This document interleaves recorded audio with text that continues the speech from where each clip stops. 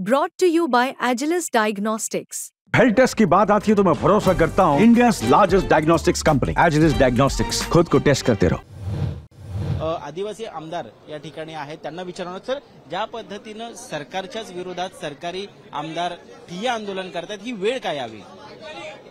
नाही, लक्षात ठेवा, हे काही आंदोलन नाही आहे. याला मी आंदोलन मानत नाही आणि असल्या कृत्याचं मी समर्थनही करत नाही. परंतु ते माणूस आहे, इमोशनल होऊन त्यांनी ते कृत्य केलं असावं, बरोबर आहे. पण मुळात प्रश्न असा आहे की तुम्हाला कळलं पाहिजे त्याला की पेसा संदर्भात नियुक्ती ही आखडलेली आहे सुप्रीम कोर्टाच्या स्टेमुळे. म्हणून फडणवीस साहेबांना मी पत्र दिलं होतं. त्या पत्रावर जीएडीनी सुप्रीम कोर्टात याचिका दाखल केली.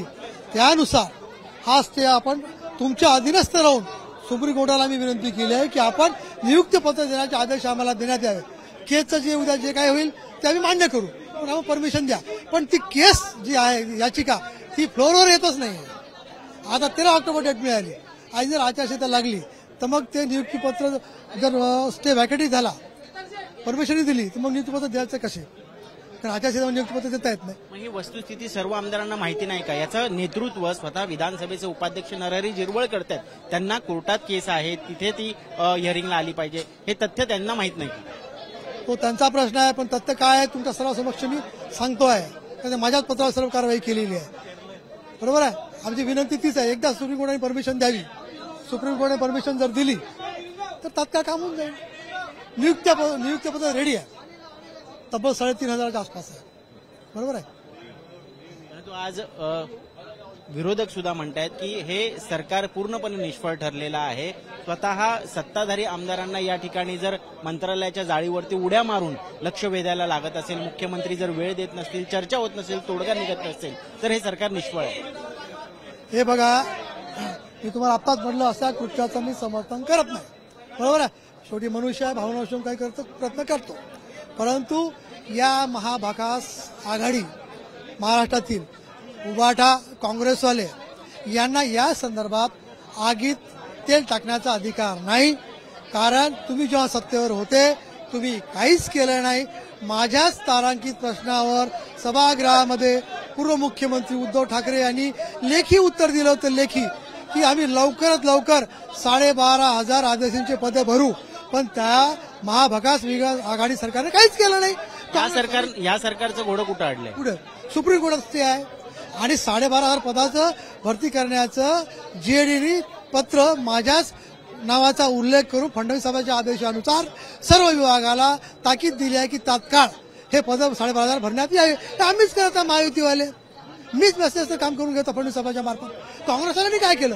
म्हणून तुमच्या मार्फत महाराष्ट्रातील महाभकास आघाडी सरकारचे जे लोक आहेत, त्यांच्या महाभकास आघाडीचे, यांनी या संदर्भात राजकीय पोळी शेकून घेण्याचा प्रयत्न करू नये.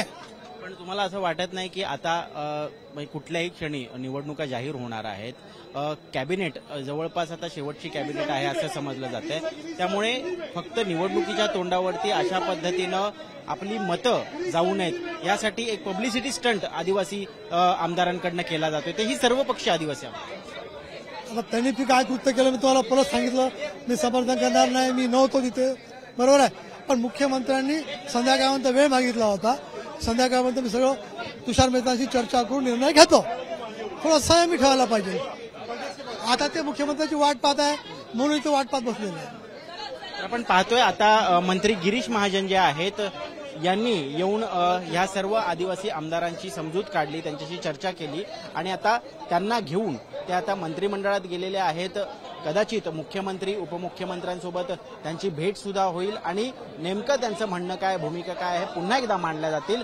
सातत्यानं या मुद्द्यावरती आदिवासी आमदार हे आंदोलन करत होते. यापूर्वी सुद्धा काही दिवसांपूर्वी आपण पाहिलं की मंत्रालयाच्या महात्मा गांधी पुतळ्याजवळ ठिय्या आंदोलनाला बसलेले होते. त्यावेळेस मंत्री येऊन त्यांच्याशी चर्चा करून गेले, परंतु तोडगा काही निघाला नाही. अर्थात सुप्रीम कोर्टात स्टे आल्यामुळे अशा पद्धतीनं यामध्ये सरकार हस्तक्षेप करू शकत नाही असं आदिवासी आमदार भाजपचे संदीप दुर्वे सांगत आहेत. परंतु याचा तोडगा कसा निघणार आणि स्वतः लोकप्रतिनिधींना अशा पद्धतीनं कायदा हातात घेऊन तेही मंत्रालयात जर उड्या मारून लक्ष सरकारचं वेधायला लागत असेल तर हे खऱ्या अर्थानं या सरकारचंच नव्हे तर या राज्याचं सुद्धा दुर्दैव म्हणायला हवं. कॅमेरा पर्सन सचिन सावंत सोबत मी ऋत्विक भालेकर, मुंबई तक.